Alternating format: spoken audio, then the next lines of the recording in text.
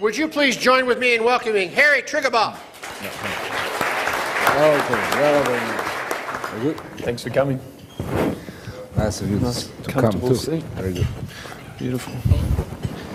Well, ladies and gentlemen, it's great to be here, and I guess the theory of asking Mr. Triguboff to meet and have a chat was that it's often said that if you lay down with dogs, you could get up with fleas.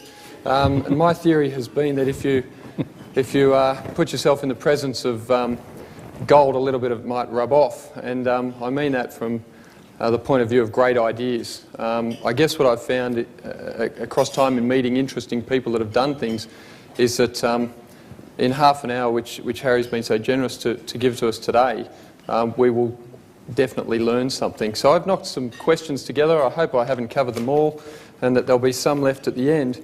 But I always ask people when I meet them, you know, was there a particular driving idea, person or event that's really had the most significant impact on your life, Mr. T? Well, I think that this is what happened to me. I was in Australia, and I was a textile engineer. And I couldn't see any future for a textile engineer. And I was right. I don't think anybody made much out of it. So I was looking this, that, I was trying to do all kinds of things. And a friend of mine told me that his father spoke to the boss of Stocks and Holdings. And old Scheinberg told him that his son should become a builder. So he came to me and he said, what do you think of building apartments? I said, terrific idea. I went there, because I already was selling a bit of real estate, so I knew a bit. I went and I bought the first site.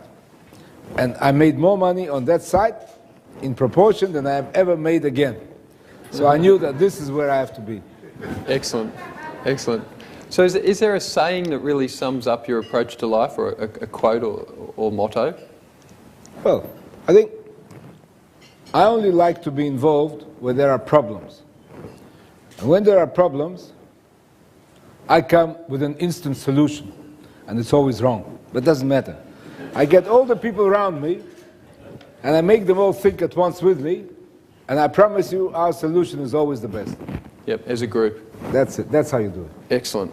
Now tell me, and I think everyone's read enough about Mr. Triguboff not to labour through the detail of the history, but you get started, you buy this block of land, you're not a builder, you don't have any experience or university qualifications or anything like that, but you did have now this block of land. How much debt did you have on this block of land, and how concerned were you about the prospects for the first project? Right. Well, the reason I went into it, because I knew that there was a big demand. And believe me, the demand has never changed from the day I started, which is 50 years ago or something. So that's the main thing, that there's a demand. You have to have demand. I went to the bank manager in ANZ, and I was lucky. They were training him to big things. His name was Rex Davidson. If you ask anybody in the ANZ bank, nobody ever heard of him. But he ran the bank. But he liked horses. So he told me, I'll lend you money, Harry. And when you reach the roof, I'll come with you. And I'll tell you if you're a builder or you aren't. And if you are, then I'll give you more money. Then it doesn't matter. I'll give you any amount of money you like. But that's when I'll decide. So I wait till I get to the roof. I call him there. He had a look. He looked this way and that. He says, yeah, Harry, you're a builder. Now I'll give you any amount of money you like. Excellent. Okay, so He became the chief lending officer of the ANZ Bank. Right. I don't know if there's such a title anymore, but that's what he was. And did you stay with him for a long time? For quite a while, but of course they sent him to Melbourne, because that's the head office. Yep. And then I used to go to him to Melbourne, spend with him half an hour, he'd give me another loan, come back, go back. And off you go again. Yep. So you make it sound so simple, and when you look back, you hired a bunch of builders, subcontractors. Well, what I did, I took a foreman, and I was lucky that the foreman was always drunk. And so here I was, stuck with this little building, and the foreman is drunk. And in those days, bricklayers were very hard to get. Now bricklayers are very easy because what's happening is there are less bricklayers required now. Before this gone. So then this young bricklayer came to me, a Scotsman, and he was a nice fellow. You see, in Scotland, the bricklayer, he's the chief contractor. In Australia, it's the carpenter. So he was teaching me what to do every night. So every night he would tell me what materials we needed next day. So I'd get the materials next day, he'd use them that day, next day, that day. And that way I learned very well because I had no other job, I had nothing else to do. I stayed all the time on that site. And I was so dirty, like worse than all of them. I was, dusty and all, but I learned how it worked.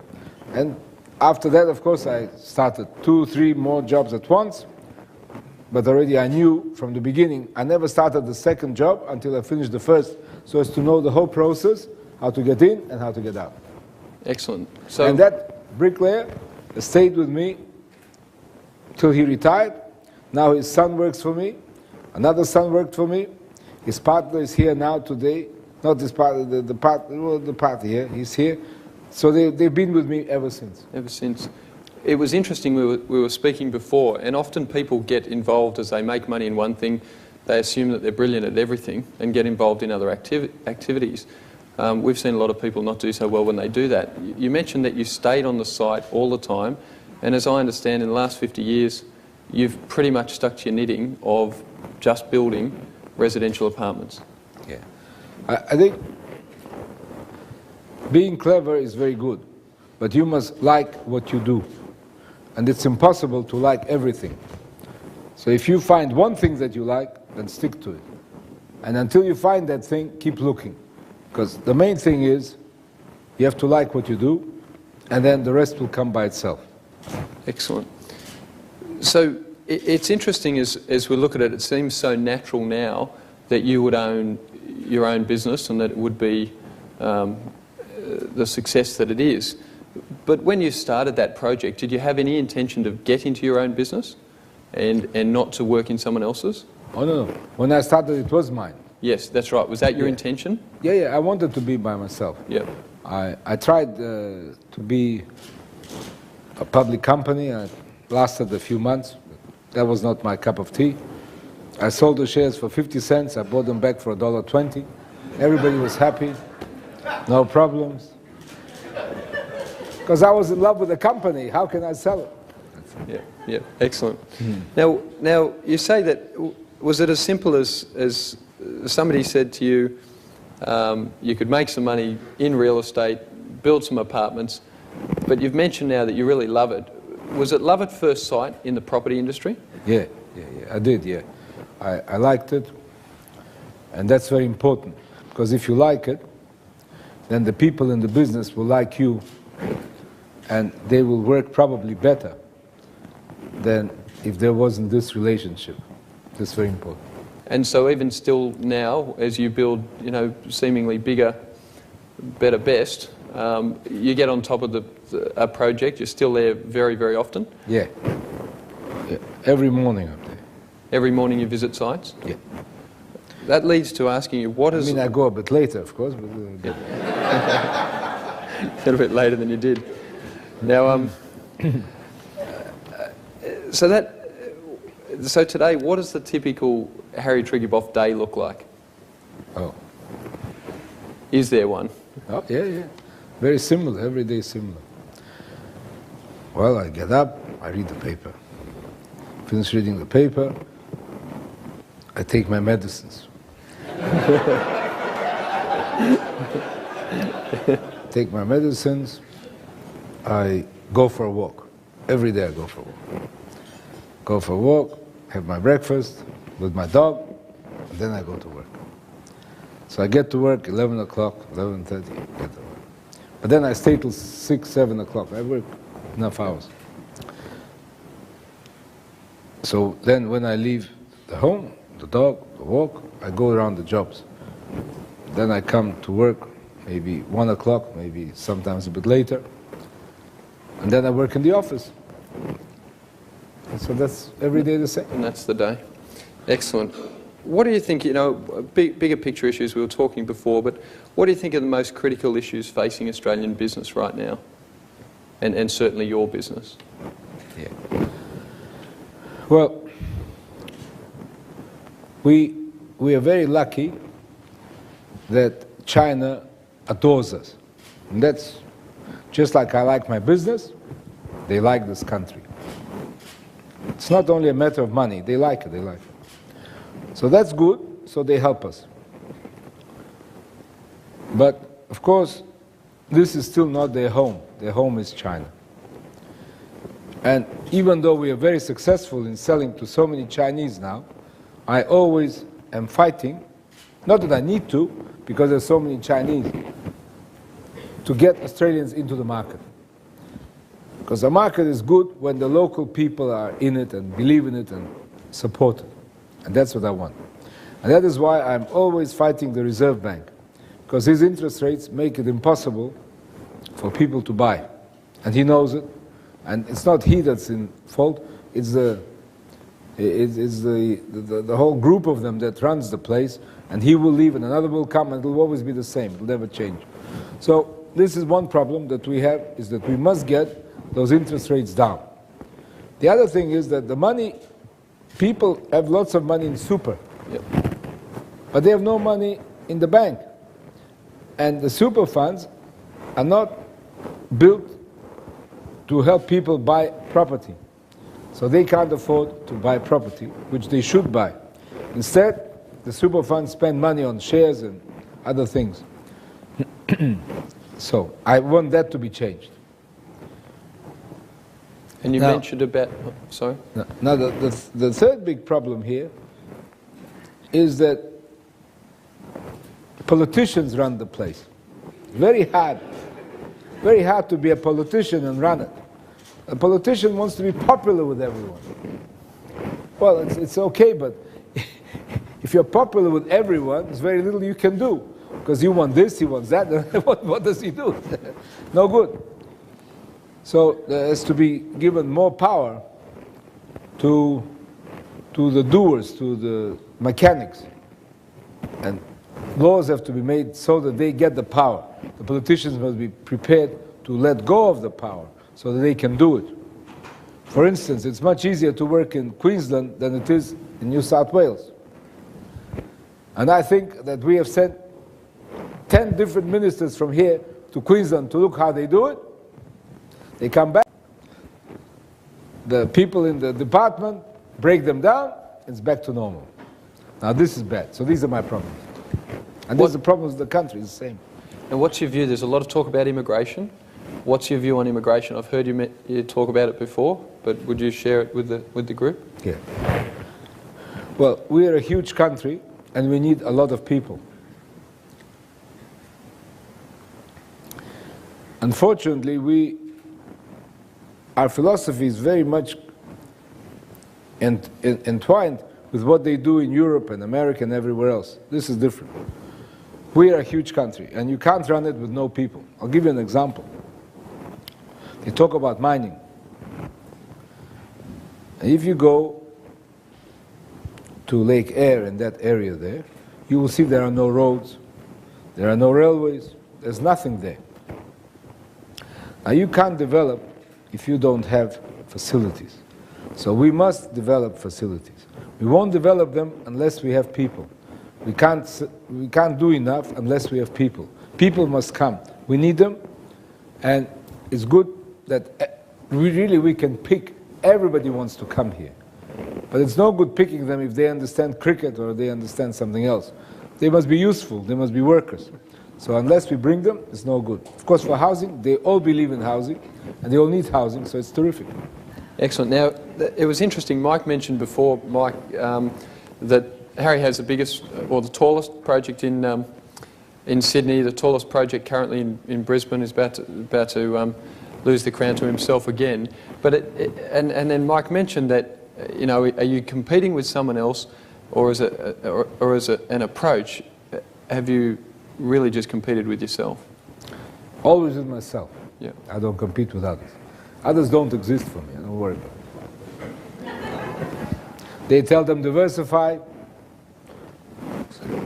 If you want to. I never diversified. I don't need to diversify. I stick to what I like. And I know what I can do. And I know what the country needs and what the people want. So I don't compete with anyone. They can't compete with me because, unfortunately, when they go to a certain size, they become public companies. And in public companies, they tell them to diversify. So he might have been good at doing what I'm doing, but suddenly he starts doing 10 other things, of which probably 8 are no good and he sinks. It's very interesting. So where no did you... competition. Okay, as an insight, where does somebody, at your stage now, and having had the success you've had, it's understandable that you have that confidence. Did you always have that confidence? Always. Always? Oh yeah, no problem. I get that sense. Does anyone get that sense? It's good. Very important, very important. All of you must have confidence when you go to a bank. If you don't have confidence, then the bank gets more scared than you are. So always be confident. And now, when you work with a bank, you must make him your partner. He must know everything. Give him all the problems. The bastard, let him work for it. And then when he knows your business, he's your friend. But if you run away from him, you're gone. That's the way it goes. Excellent. Very, very good. I think that was worth the price of a season's ticket right there. Is there anyone that you've looked at, and understanding that you've competed with yourself, but is there anyone that you've looked at that's really inspired you, whether it was your parents or a friend, someone else in business or society generally? Well, if I look at the successful people, and I see some of them are still older than I am, now they're the ones that give me confidence. If they can do it, I can do it. Yeah. Excellent. All right, now it's very interesting that obviously legendary American investor Warren Buffett says that he doesn't believe in diversification. He believes that concentration leads to concentration. So you share that view. In terms of your business, I read an article that mentioned that many of your managers need to, and I saw one of your people there before, turn up with one-page summaries of their projects or business plans or current status of their project. I was intrigued by that. Can you explain that to me? Well, I take home every weekend a pile of papers that thick. See, very important. And I go through them, and some things I don't understand, some things I don't agree, so I make notes. And then next week, they fix all this, I look at it again. And so I continue looking all the time. Now, the page that we talk about, that's different. When I first started, I had 1 page, and now I have 6 pages. That's all I have. And that summarizes all the movements I have to know. But that's simple. The big pack is where it's in detail. The simple one I get every day, I get 6 pages. And what's in the 6 pages? Well, it says how many units we have for sale, how many we've got deposits on, how many we have exchanged, how many units we are leasing, how many units are up to the roof, how many units are started, and how much empty land I have. That's all. Fantastic. Money doesn't come into it. Nothing to do with money. It's just... Okay, now I've also read that you were very advantaged during the global financial crisis and subsequently because you have little or no need for debt. Can you talk to us about that? You've talked about the bank being your friend. Yeah. It sounds like you don't need a friend anymore at the bank. No, they need me. I give them money. Yeah. Best friend. Even easier. Yeah. So now you're a good depositor. Very good. So how important, in your view, there's a lot of talk now globally around, suitable levels of gearing on all sorts of assets and projects. Right. What do you think is a suitable level of gearing on the types of projects that you run? Yeah, it depends. When you start, you need the bank because you can't start without the bank, 100%. So you get from him whatever you can. You should always pay him back. As you pay him back, he wants to give you more. Pay him back, you give him more. But then, when you reach a certain size, you must decide what you want to do. Do you want to work for him, or do you want to work for you? So that's when you start getting less into debt. That means that you will not grow as fast as you could. Agreed.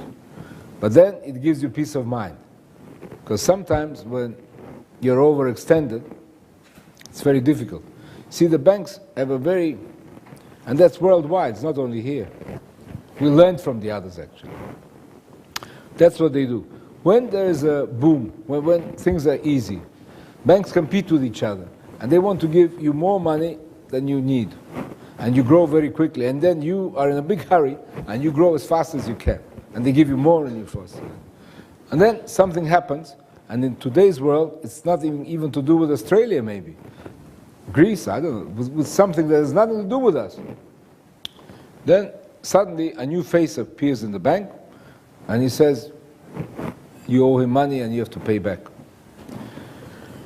So I think that seeing that that could always happen to you, you should be always well secured.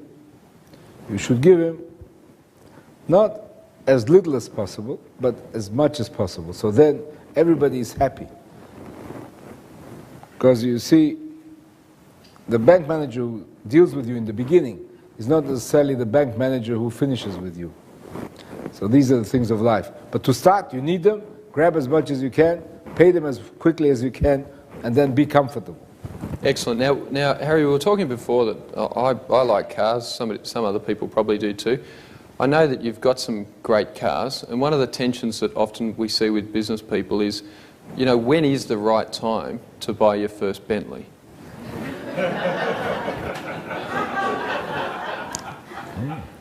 Well, first of all, you must be able to pay cash for it, because the moment you take it out, it's not worth half of what you paid. Yeah. So you must understand that. So money mustn't matter to you. But I used to have beautiful American cars when I first started. Oh yes, it's very nice one. Drive around the cross, huge cars, beautiful, very nice. But we didn't go for Bentleys, we went for American cars. I think I had every type of big American car there was. And then I went for Mercedes, but they are a bit dull, you must admit. Good car, but dull. Bentley is a very nice car. I love them, you know. You sit top there, and you sit down and everything. Of course, SUVs now have taken that away. Before that, very nice. You're the man. That's how you do it. Very good. We've got a question here. What's the best and worst client, customer, or supplier lesson that you've had? Start with the best, I guess. No. Best time, right. So things were very tough in 1973. Citibank came into Australia, they're going to make a lot of money. And then they decided in 74 that I was broke. I proved to them I was not broke. They were convinced I was broke. I paid them all the money back. And around 75, I think it was, they gave me a check of $2 million present, because they never believed I'd pay them back. So what they did, they thought that they would stop me from building, but they couldn't, because I'd start the buildings on my money, and then I'd tell them, right, it's mortgage to you, take half-finished building. So they then started pleading with me not to do it to them. And I said, I'll do it to you because that's the way I'll pay you back. And I had a list in my office, and every day I showed them how I diminished the debt. Every day I diminished the debt. Every day. I built one, I sold two. I built one, I sold two. Every day. They were so happy. That was the best relationship I've ever had. I've never worked with them since, but that was the... Fantastic. Very good. What's the worst? The worst one I had, was with a subcontractor. He was a nice boy, but he was a bit crazy. Now, I have my way of paying. And he disagreed with the way I paid him. So he came into my room and he had a gun. And it was wrapped up in a piece of paper. And it was lucky that the girl was with me there, and she saw him and she started screaming. and I had my other fellow there, and he grabbed him. We took away the gun. Then his father came to me and he told me, you know, the boy's not right in the mind. He was a good worker, but you know, that was bad. So whenever you get a subcontractor, you must make sure he's normal.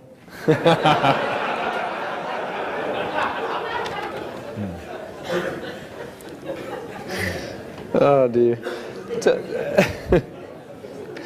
Harry, talk to us about taxation. What's your view on tax? How's it affected you, and how much do you like it, or do you enjoy paying it? Well, taxation is like this. Tax used to be easy once upon a time. We used to buy lost companies. We used to go into mining. We did all kinds of things. It was very simple. But then they decided to get tough with us. And all these big ideas disappeared. So of course, as they disappeared, suddenly I owed money to the tax. I think I owed the most money in the country at that time. So they came to me and they said, you owe us money. I said, yeah, very good. How much money? They told me, I said, not that much. So we worked it out, how we reduced it, and the main thing was that I learned one thing. I shouldn't assume that I will not pay tax, because those days have gone. But even in those days, I should have assumed that. Now, there were big companies who disagreed with me, and they didn't pay the tax, and they're still fighting them 30 years later. But I paid tax after we agreed on the price, and I became the best friend of the taxation department, best friend. Yeah? And since then, I'm paying him tax. But what I do, I keep lots of my properties. So if you keep the properties in this country, and the capital gain is there, you don't pay tax, which is beautiful. Only pay tax on the rent. You don't pay all the tax on rent because you have depreciation. So that's the beauty of my business, you see. I build a property, I already made a profit, I don't pay tax because I keep it. I then lease it, and then I don't pay all the tax on the rent because there's depreciation, so I pay very little tax. I do pay tax, though, on the ones I sell. Right. So what we have to do, in my case, is I have to buy a lot of empty land, because I think that I can get very good floor space ratio on the land.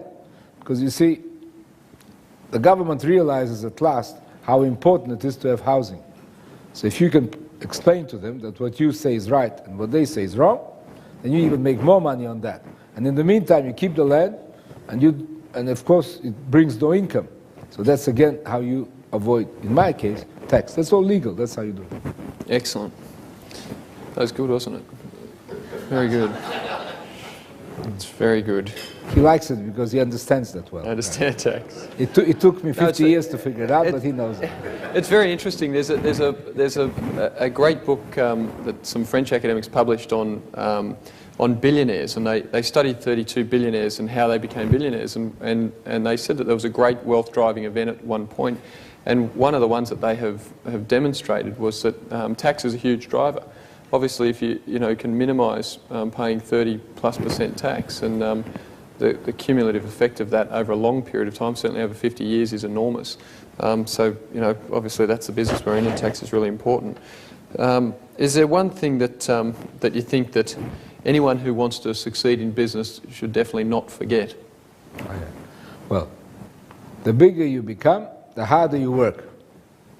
So if you think that by being bigger you will be able to relax, it's wrong. So you decide now. If you're prepared to work hard, okay. If you don't bother. Excellent. Do you still sign all the checks? I did hear that rumour. No. No, you don't sign all the checks? How hands-on are you in the business? Very much hands-on. Very hands-on? Now, you mentioned before you've got... As much as time allows. As much as time, yes. Excellent. What about the role of your family and spouse in terms of growing this business? How much of an impact does a business that size have on your family life? Well, the first two wives, didn't take much interest. 2 daughters, not much interest. Our grandchildren now. One, the big granddaughter, takes an interest. The other 3 are still too young. So there's still hope. Yep. But I hope I will change the daughters Yep. first, go that way. But you know, to change them also requires a lot of work from me. It's one thing to make money. It's another thing to make what I do attractive to them. Yep. So far, I haven't succeeded. But I keep trying. You keep trying. Very good. Now you're older than 50. What are your future plans? What are your personal future plans? What are your plans for Meriton? We'll keep on doing the same thing. It's very good. And I think that still a few years left. Very good.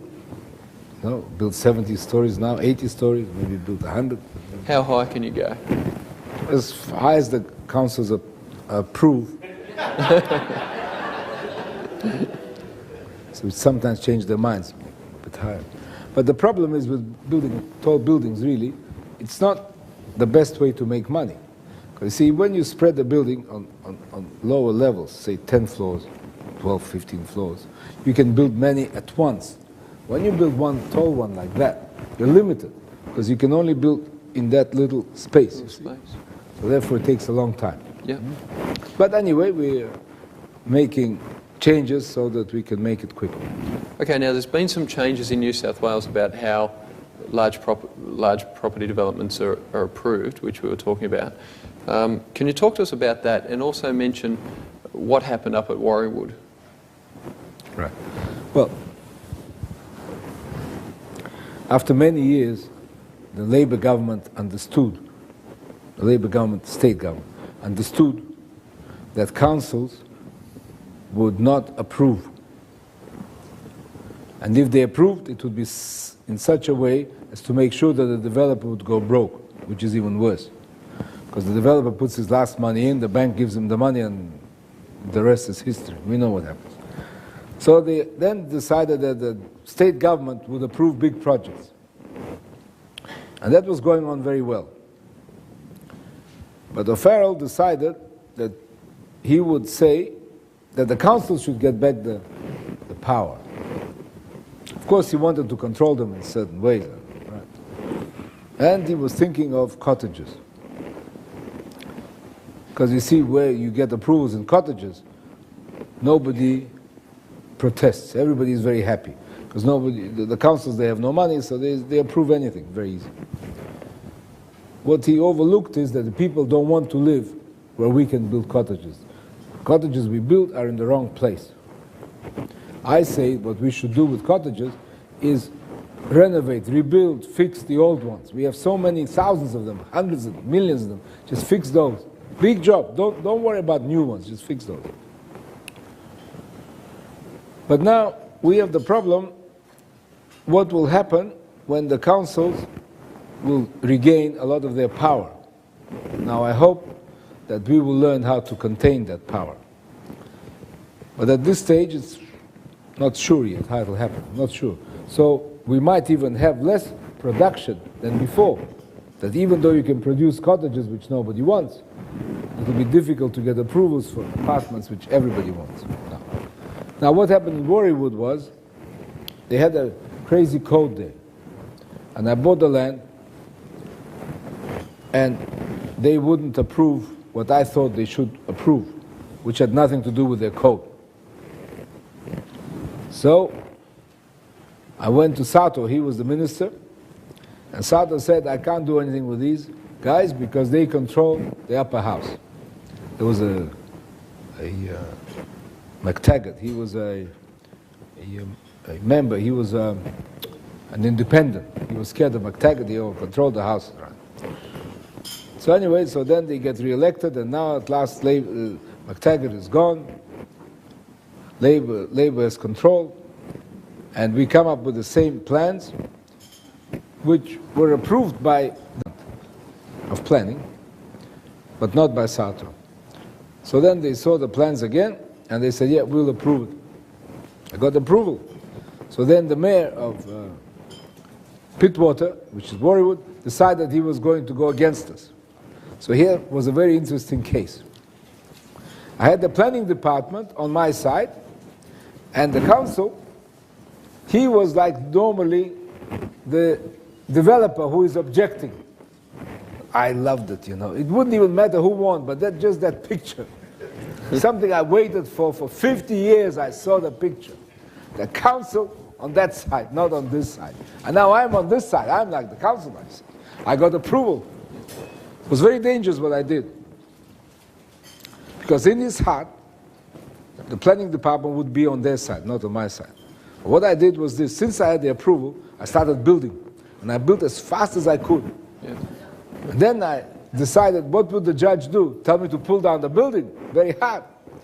And the council was scared to put an injunction on me because then they would be liable to pay if they were wrong. So there they are, whinging over there. Oh yeah, I love, you should see them whinging. Oh, I love. Some things are worth seeing. They were whinging. And I was building and building. And I told them, have a look today, have a look tomorrow.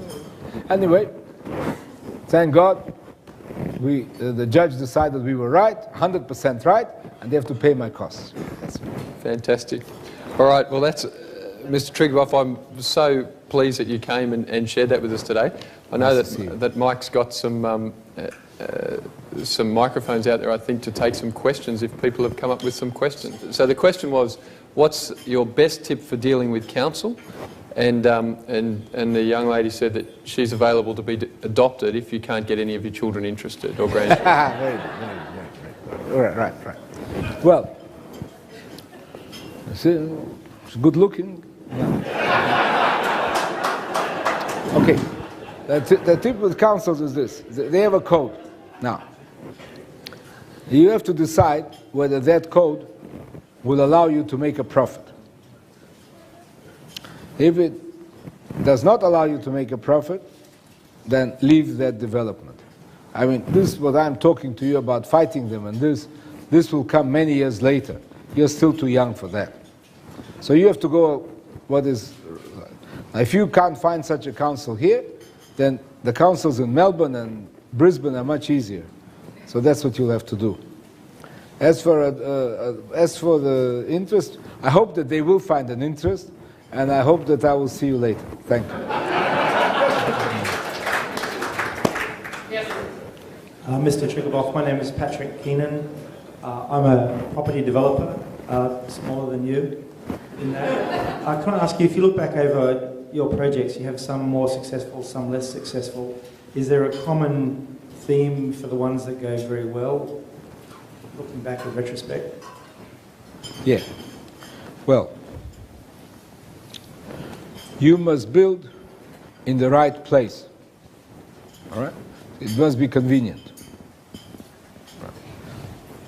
Right. That's the easy thing of dealing with Chinese. They're very logical. Very easy to understand what he likes. And they're the main market. I mean, they're the ones that will buy from you. So you have to be near transport. You have to be near the city. And you have to be near good schools. If you got those three things, you can't go wrong from the position point of view. The next thing is you have to decide on the size of the apartments. Now, you will go to the local agents and they will all tell you to build mansions. Don't listen to them. Decide in your mind what you think is the best size. It doesn't mean it has to be the smallest, it doesn't mean it has to be the biggest. But usually, big numbers, you go for 2 bedrooms, make them 80 squares, 1 garage, you can't go wrong. Here it is. Excellent. Ladies and gentlemen, Mr. Harry Triguboff. Thank you. Right. Thank you so much.